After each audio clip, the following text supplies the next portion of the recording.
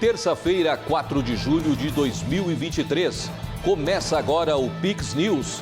Veja os destaques dessa edição.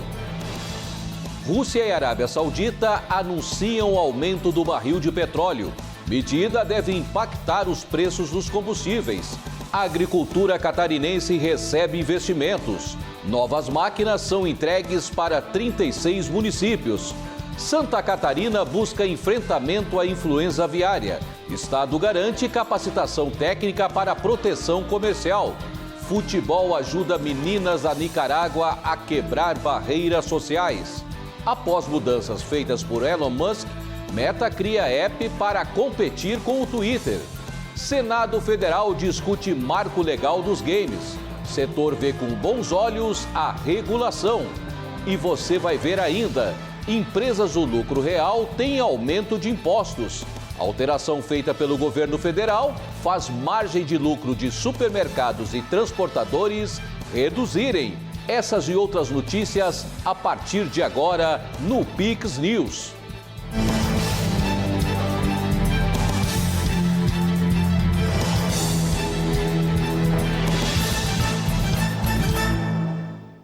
Olá, obrigado pela companhia. Estamos ao vivo. Agora são 20 horas e 3 minutos. A Arábia Saudita e a Rússia vão limitar a oferta de petróleo.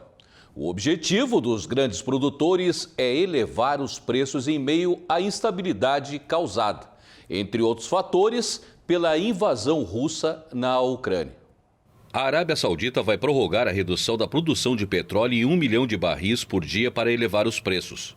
O anúncio foi feito pelo Ministério da Energia nesta segunda-feira, mesmo dia em que a Rússia informou que vai cortar as exportações em 500 mil barris por dia em agosto. Os principais produtores de petróleo estão tentando estabilizar os preços em um mercado volátil, consequência da invasão russa da Ucrânia e da oscilante recuperação econômica da China. A reação do mercado aos anúncios foi relativamente discreta. O Brent, petróleo de referência na Europa, subiu 0,98% para pouco mais de $76 o barril, ou R$ 366 reais na cotação atual. O equivalente nos Estados Unidos, o WTI, subiu 1,02%, custando R$ 343 reais na cotação atual. Os valores estão longe das máximas de março de 2022, de quase $140, quando começou o conflito na Ucrânia. A Arábia Saudita, maior exportadora de petróleo do mundo, busca preços altos para o petróleo para financiar um ambicioso programa de reformas que pode permitir que a economia se afaste dos combustíveis fósseis. Mas analistas acreditam que o país precisa de um petróleo a $80 o barril, um preço bem acima da média dos últimos anos, para equilibrar o orçamento. E o governador Jorginho Melo entregou nesta segunda-feira 40 retroescavadeiras que irão modernizar e fomentar a produção da agricultura catarinense em 36 municípios. As máquinas somam um investimento de mais de 13 milhões de reais. A aquisição dos equipamentos foi feita por meio de emendas parlamentares da bancada federal catarinense entre os anos de 2021 e 2022, com contrapartida do governo de Santa Catarina. Além da entrega das escavadeiras, neste ano, mais 190 implementos e 16 tratores foram entregues com o objetivo de fortalecer a agricultura familiar nos municípios. Várias autoridades estiveram presentes na solenidade de entrega, entre elas o secretário estadual da Agricultura, Valdir Colato, que destacou a importância dos equipamentos. Representa trabalho, representa você prestar serviços para o nosso agricultor que precisa, representa os prefeitos dispor dessas máquinas para resolver problemas de estradas vicinais, de esterqueiras, de animais mortos, que é a grande utilização dessas máquinas, enfim, todo o trabalho dentro da propriedade. E a Secretaria da Agricultura, nessa parceria com os deputados e senadores, fazendo a entrega dessas emendas, nós fazendo o nosso trabalho de compra e também de entrega desses equipamentos para os nossos prefeitos. É uma cedência realmente terá que ter todo o cuidado lá das prefeituras, porque elas também vão fazer outros trabalhos, né, ou ceder para terceiros, mas o patrimônio é da Secretaria da Agricultura, por isso o cuidado de todos nós, como patrimônio público, que nós podemos cuidar e trabalhar. Então, tenho certeza que vai ser bastante útil, são 40 máquinas, mais de 13 milhões de reais, que serão aplicados na nossa agricultura e nos municípios, com certeza que vai prestar o serviço para as suas comunidades. Com certeza, a preocupação nossa é realmente levar a infraestrutura para os nossos produtores, para os nossos municípios. As pontes que são destruídas, né? As estradas vicinais que também têm problema aí de deterioração rápida, e nós precisamos então ajudar os prefeitos a fazer esse trabalho, na cidade e no campo. É bom que não se descuide do campo, porque nós precisamos levar essa infraestrutura das estradas vicinais, da telefonia, da rede trifásica, da água, né? E tudo isso então envolve equipamentos desse porte, que com certeza vai ser muito útil para os municípios e principalmente para a sociedade de cada município. O governador de Santa Catarina, Jorginho Melo, enfatizou a importância da agricultura do estado e sinalizando aos prefeitos que os equipamentos sejam bem empregados. Importância extraordinária, porque nós estamos indo ao encontro dos prefeitos para entregar para eles equipamentos que eles precisam no dia a dia, para arrumar as estradas, para fazer açude, para resolver o problema das encostas, em todas as áreas. Então são emendas dos deputados e dos senadores, que a gente faz isso há muitos anos. E eu estou tendo o privilégio agora de entregar como governador emendas que fiz como senador. A gente já vinha fazendo e vamos continuar fazendo. A gente compra mais barato, compra equipamentos de qualidade e pode distribuir de forma democrática, como a gente está fazendo aqui, com a presença de todos os deputados e senadores que apontaram os municípios para receber. A Superintendência Federal de Agricultura e Pecuária de Santa Catarina convocou uma reunião para discutir o enfrentamento da influenza aviária. Depois de um caso que foi registrado em uma ave silvestre no litoral catarinense. Diferentes instâncias do governo de Santa Catarina se reuniram na última segunda para alinhar o enfrentamento à influenza aviária no estado. A reunião aconteceu no prédio da Defesa Civil de Florianópolis e contou com a presença do governador Jorginho Melo.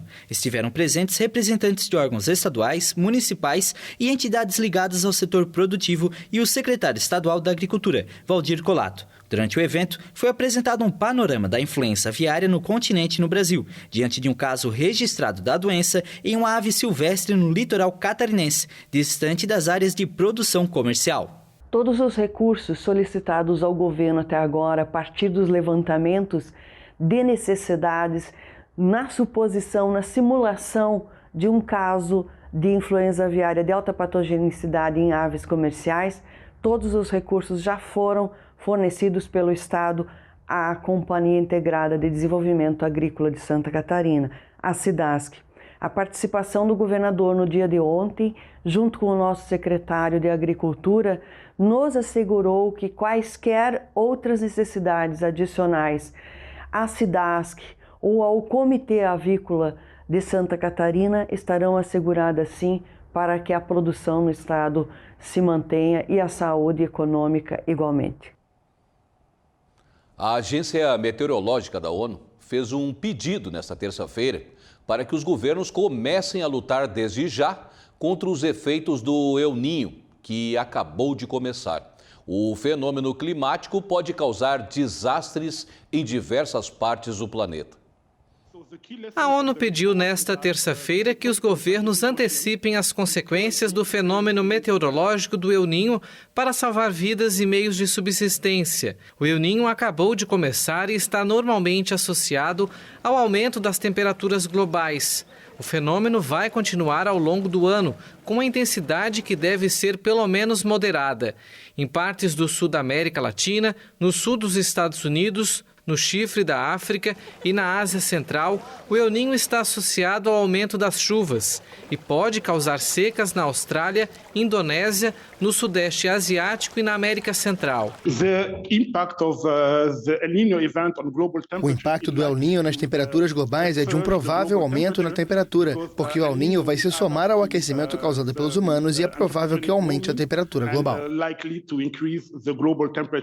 Por outro lado, as águas quentes podem alimentar furacões no centro e leste do Oceano Pacífico e retardar a formação de ciclones no Atlântico. Os efeitos nas temperaturas mundiais geralmente são percebidos no ano seguinte ao desenvolvimento do fenômeno. O último El Niño, entre 2018 e 2019, levou um episódio particularmente longo de quase 3 anos de Laninha, que causa efeitos contrários, com queda nas temperaturas. O El Niño ocorre em média a cada 2 a 7 anos e geralmente dura entre 9 e 12 meses. É um fenômeno climático natural associado ao aquecimento da temperatura da superfície do oceano no centro e leste do Pacífico tropical.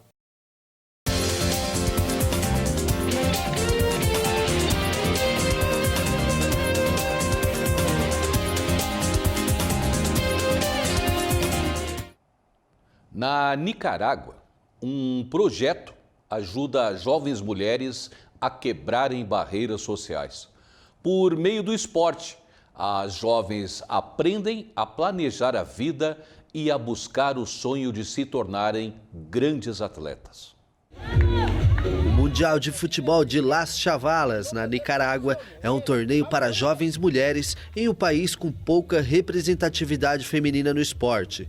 Hulda Ramos, que joga futebol desde os 12 anos em uma comunidade do norte do país, afirma que aprendeu a planejar a vida e sonha em ter uma carreira profissional. Com o futebol, hoje posso dizer que sou uma líder, que posso liderar em minha vida e que posso ser uma menina empoderada e evitar uma gravidez cedo na vida. Porque o futebol é um psicólogo que me ajuda a esquecer os problemas e também serve para eu me focar em uma nova direção e não só me casar cedo e engravidar. A atleta faz parte do projeto La Ligue, criado em 2017 pela Fundação Johan Cruyff e pela Woman Win, realizado com financiamento da UEFA.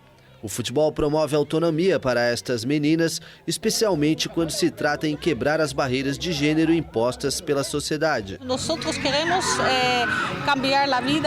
Nós queremos mudar a vida delas para abrir espaços esportivos também para as meninas.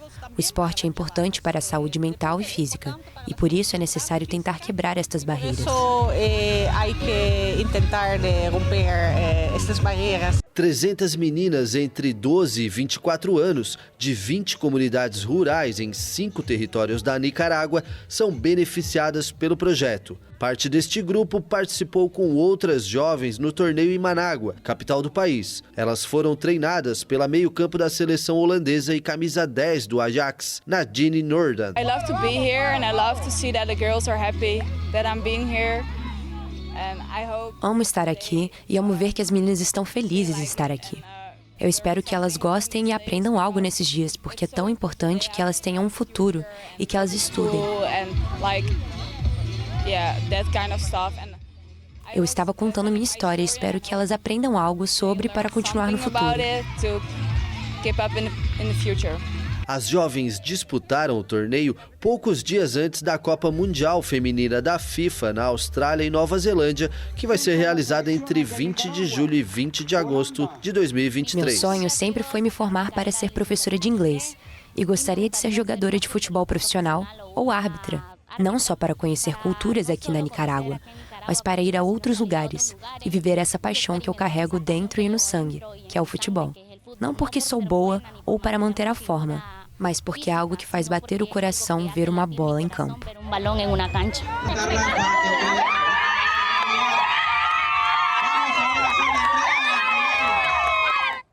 E o jogador Neymar foi multado em 16 milhões pela construção sem licença ambiental de um lago artificial em sua mansão em Mangaratiba. Neymar foi multado em 16 milhões de reais por causa de obras de criação de um lago artificial em sua mansão em Mangaratiba, na Costa Verde do Rio de Janeiro. A Secretaria do Meio Ambiente de Mangaratiba aplicou 4 multas. O valor foi definido pela Procuradoria-Geral do município. A Secretaria Municipal de Meio Ambiente aplicou as multas por avaliar que foi iniciada a obra sem licença. Houve movimentação de terra sem a devida autorização, supressão de vegetação e ainda por descumprir embargo e entrar no lago interditado. As autoridades isolaram o local e ordenaram que todas as atividades cessassem, mas a mídia brasileira informou que Neymar havia dado uma festa lá e tomado banho no lago. O jogador tem 20 dias para recorrer. Neymar, de 31 anos, está se recuperando de uma cirurgia no tornozelo direito. E você vai ver a seguir: Facebook anuncia novo app para concorrer com o Twitter. Cientista brasileiro descobre planta parecida com a cannabis. Empresas do lucro sofrem com alteração do governo federal, pagam mais impostos e têm margem de lucro reduzida. E você vai ver também: marco legal dos games é visto com bons olhos pelo setor. Se joga na estação do Cobrão, inverno é tudo de bom. Sopas e massas, queijos e vinhos, tantas delícias pra encher o carrinho. Aproveite! Banana caturra, R$ 1,89 o quilo no cartão Coque. Batata lavada, R$ 3,99 o quilo no cartão Coque. Fraldinha vazio inteiro a vácuo a partir de R$ 26,90 o quilo. Café Três Corações a vácuo, 500 gramas, R$ 12,19. Lava-roupas brilhante, sachê 2,4 kg, R$ 23,99. Melhor preço do Cobrão. Se beber, não dirija. Vem aí o maior festival de rock da região, dia 15 de julho, a partir das 13 horas. O primeiro D20 Rock Festival. Serão mais de 25 artistas, músicos, bandas, flash tattoo, além daquele chopp de qualidade, eleito o melhor de Santa Catarina. Te esperamos para um dia de muito rock, aqui na sua Casa do Rock de Garopaba. Estamos de volta, agora são 20 horas e 18 minutos. 5 pessoas foram detidas no Uruguai, acusadas de tentar levar cocaína para a Espanha. Entre os presos estava a modelo Camila Navarro, ex-companheira do ex-jogador de futebol Richard Morales, com passagem pelo Grêmio e negociação frustrada com o Flamengo. Uma modelo e uma ex-atriz pornô foram detidas no Uruguai quando embarcavam em um voo para a Espanha depois da descoberta de mais de 6 quilos de cocaína escondida na bagagem. Fontes policiais afirmaram que entre os detidos está a modelo e ex-atriz de filmes adultos Camila Navarro, conhecida como Mia, ex-companheira do ex-jogador de futebol Richard Morales, com uma passagem pelo Grêmio e uma negociação frustrada com o Flamengo. Em um comunicado, Morales, que tem 2 filhas com a atriz, pediu respeito à vida particular da família e esclareceu que está separado da artista há um tempo, mas assumiu a defesa da modelo para cuidar das filhas. A droga foi encontrada na bagagem de um homem de 29 anos durante um controle de rotina no Aeroporto Internacional de Carrasco, o principal do Uruguai. Ao revistar o equipamento, foi detectado fundo falso em uma das malas, com 6 placas de substância branca em pó em cada uma. A Justiça Uruguaia determinou a prisão preventiva por 90 dias para todos os envolvidos e uma 6ª pessoa está foragida. A Meta, empresa dona do Facebook, vai lançar um aplicativo para concorrer com o Twitter. O lançamento acontece em um momento de incertezas sobre o microblog, depois que a plataforma foi comprada pelo bilionário Elon Musk. O novo aplicativo deve se chamar Threads e foi criado para competir diretamente com o Twitter.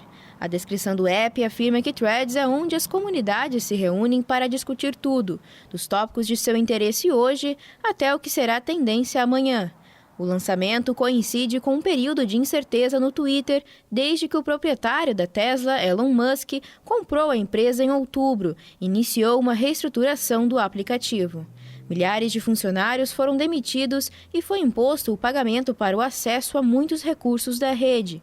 Na semana passada, o Elon Musk provocou revolta ao anunciar que o Twitter limitaria o número de mensagens que podem ser lidas em um dia. Agora, a rede social anunciou que o aplicativo TweetDeck, que permite aos usuários monitorar contas simultaneamente, será reservado para usuários verificados a partir do próximo mês. Uma espécie de planta nativa das Américas, considerada até então uma erva daninha, guarda um tesouro, o canabidiol. O ingrediente também encontrado na maconha é usado como medicamento contra condições como epilepsia, autismo, ansiedade e dores crônicas.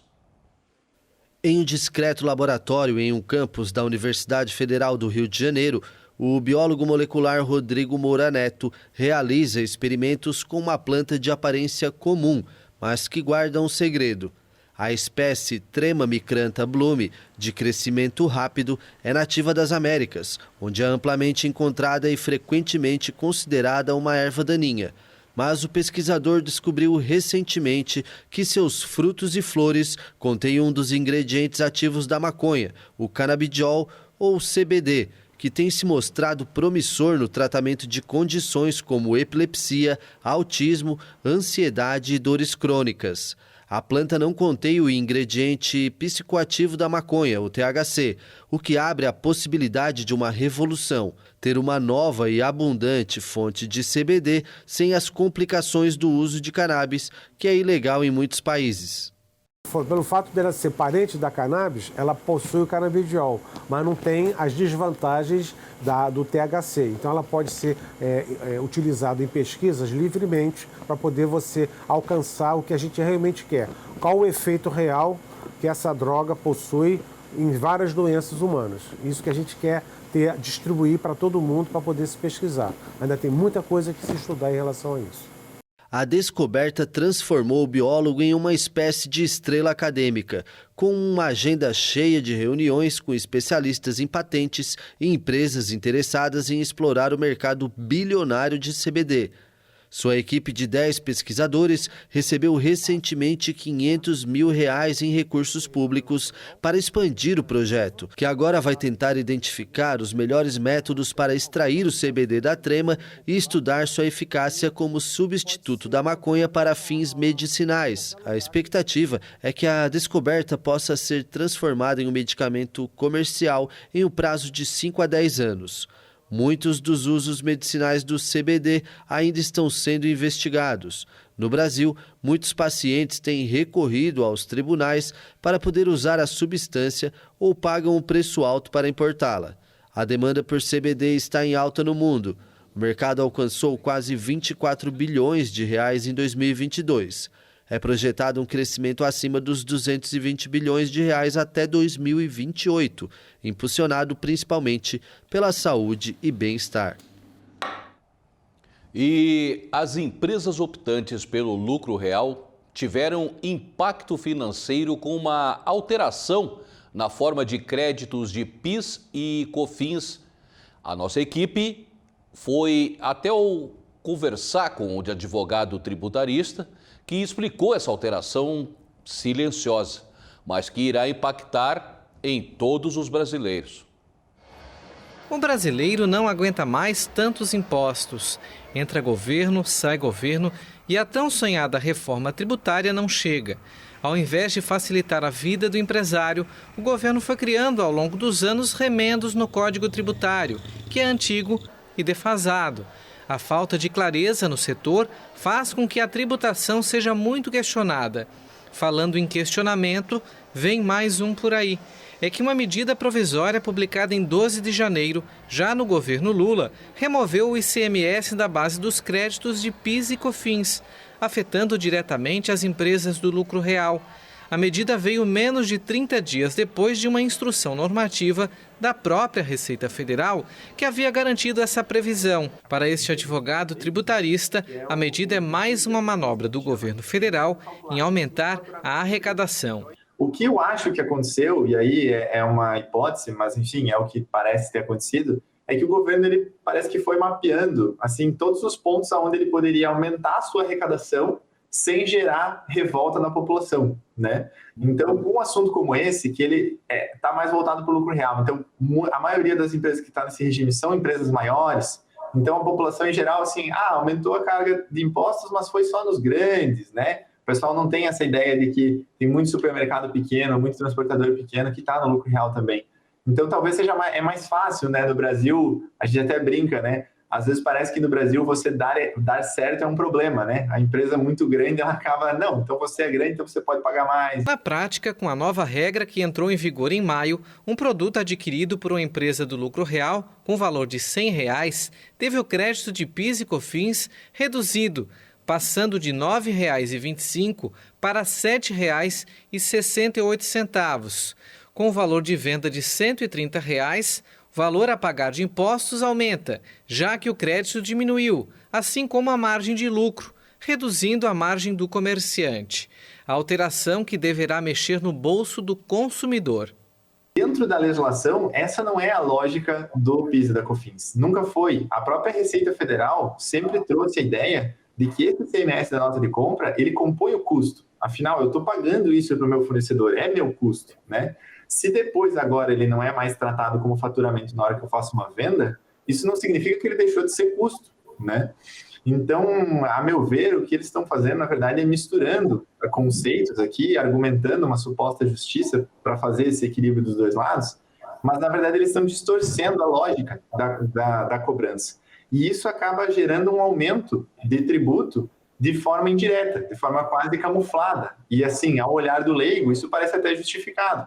Né? Quer dizer, bom, se você está tirando daqui, tem que tirar de lá. Só que se você fizer isso, você vai pagar mais imposto. O impacto dessa nova regra ainda é calculado. Henrique explica que, como muitos supermercados e transportadores estão enquadrados no lucro real, o consumidor já poderá sentir aumento em algumas mercadorias nos próximos dias. Se a gente está falando de um aumento de imposto, um aumento de tributo, dentro de uma empresa transportadora, por exemplo, quer dizer, a atividade de transporte vai ficar mais cara, vai ter um custo maior. O transportador ele vai precisar repassar isso no preço do frete, né? Porque ele precisa pagar seus impostos, então ele vai ter que cobrar mais de quem contrata o frete. E toda a mercadoria no Brasil precisa passar pelo frete, principalmente rodoviário, né? Em algum momento a nossa malha, a gente tem pouco transporte ferroviário, pouco transporte marítimo, então dentro do país, então a gente acaba dependendo muito do transporte rodoviário. Então o transportador ele vai repassar isso no preço do frete, que vai ser repassado para a empresa que contrata o frete, que vai repassar isso no preço do produto final. Então gera inflação e quem acaba pagando é sempre a população, né? Nós procuramos a Receita Federal. A assessoria de imprensa do órgão federal não respondeu aos nossos questionamentos. Por telefone, fomos informados que o assunto está sendo tratado pela equipe que está analisando a reforma tributária, mas nenhum retorno oficial sobre essa alteração foi repassado. Eu acho que é importante que as empresas levantem essa discussão, levem essa discussão para o judiciário, busquem seu advogado de confiança, enfim, e que os colegas da área também ajudem a levantar esse debate, a trazer essa discussão, porque eu acho que é um debate que está sendo tratado de maneira muito superficial e a gente precisa entender qual é a forma correta de pagar o imposto, né? Não tem nada de errado em pagar imposto para manter uma estrutura de Estado, a gente sabe que todos os países funcionam assim, mas que seja pago da forma certa, né? A lei precisa ser respeitada, a forma de cálculo do imposto ela não pode ser distorcida por interesses assim meramente arrecadatórios.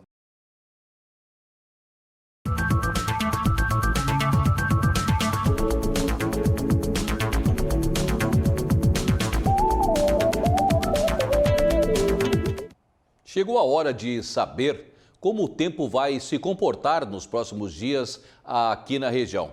Confira agora as informações com o Carlos Eduardo.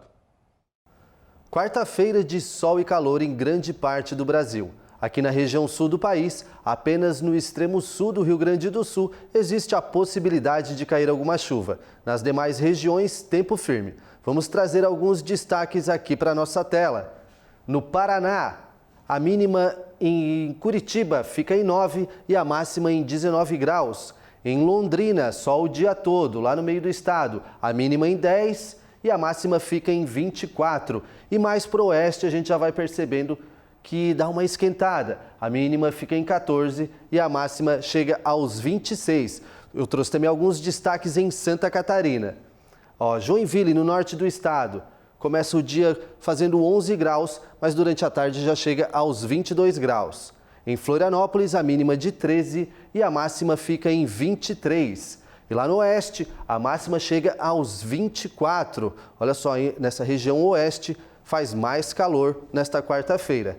E no Rio Grande do Sul, eu também trouxe alguns destaques. Porto Alegre, capital dos gaúchos, sol entre nuvens, a mínima entre 15 e a máxima fica 20 graus. Caxias do Sul, na Serra, mínima de 11, máxima de 18. E lá no sul do estado pode ter alguma chuva, a mínima é de 18, a máxima de 21.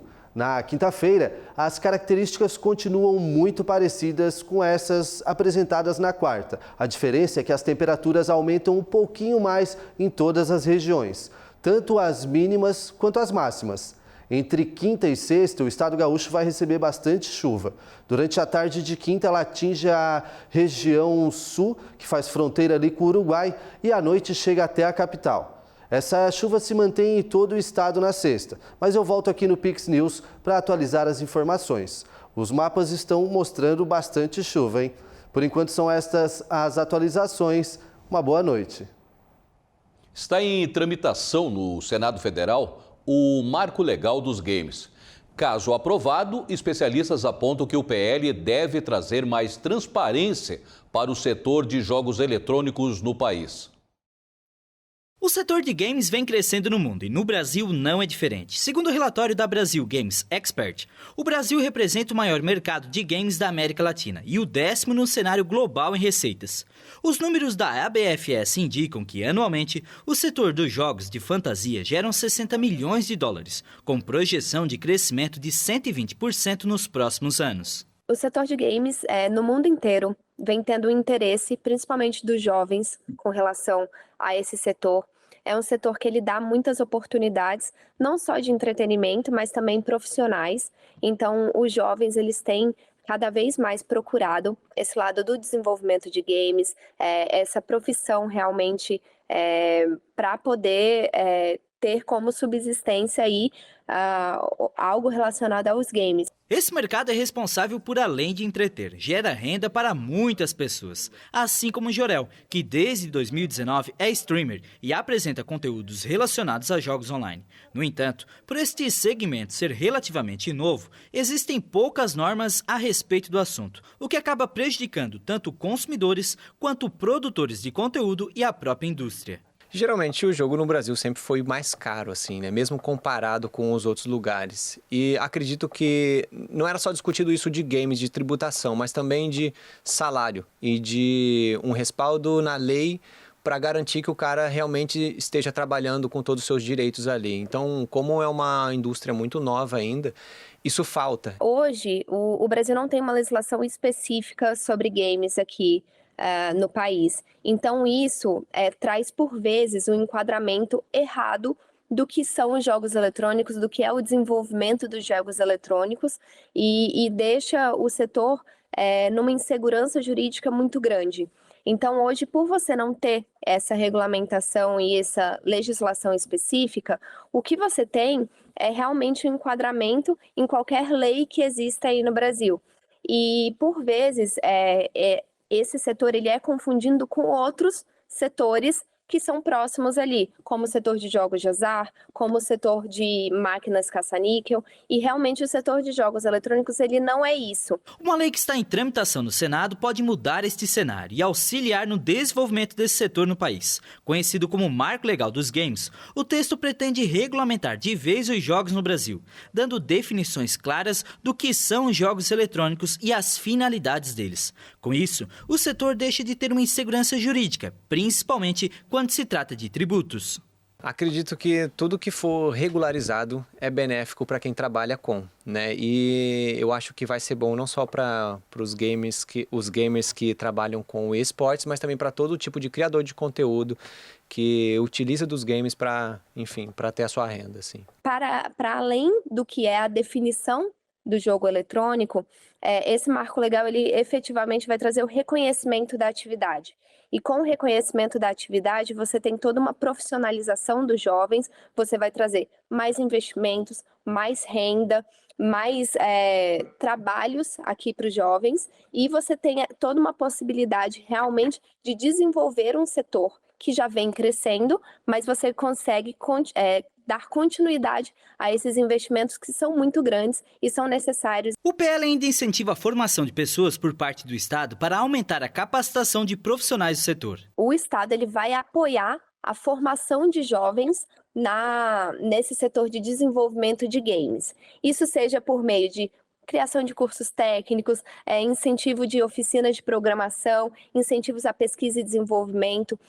Tudo isso são vetores que vão fazer com que as oportunidades de trabalho aqui no Brasil cresçam, mais empresas possam não só contratar, como serem criadas e criarem mais jogos, e com todo esse incentivo por trás para os jovens se envolverem, você tem toda uma profissionalização ali e criação realmente de oportunidades palpáveis para o jovem poder se envolver no desenvolvimento de jogos.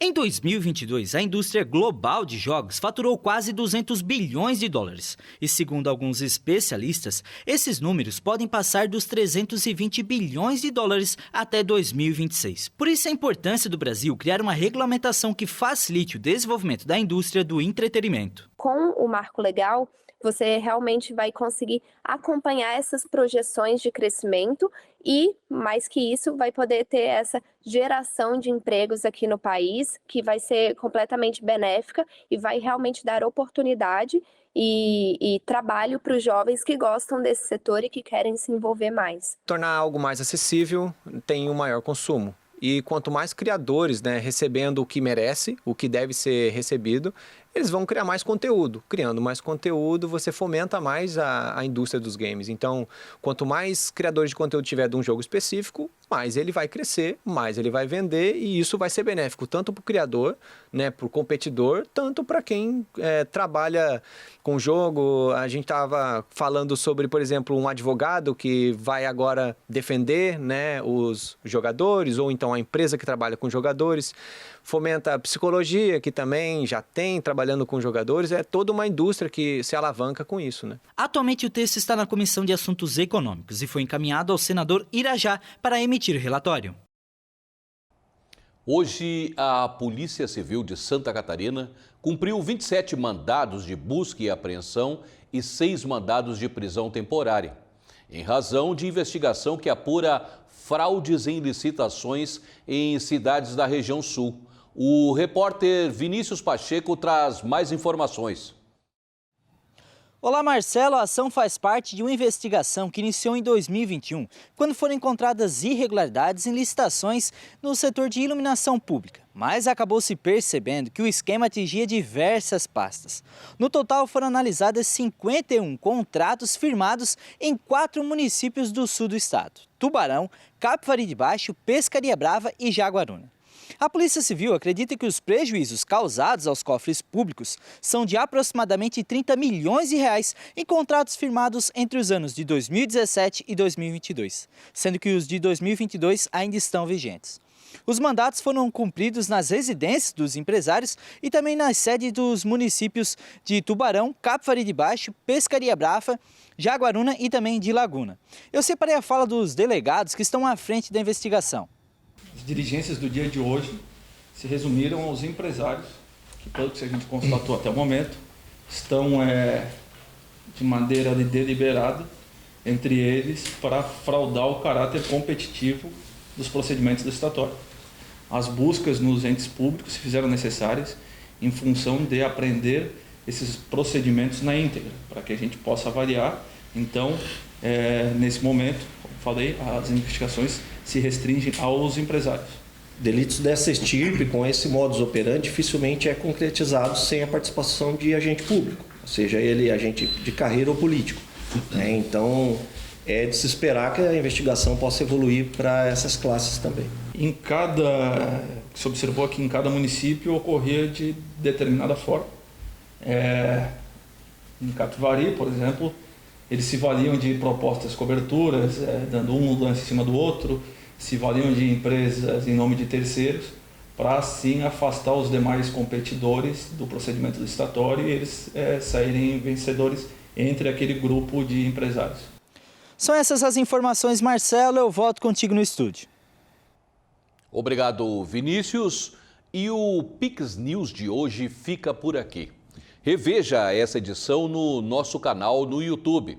É só procurar Pix TV HD. Mais notícias em nosso site, pixtv.com.br. Na sequência, você fica com Lugares do Sul. Obrigado pela companhia, uma boa noite e até amanhã.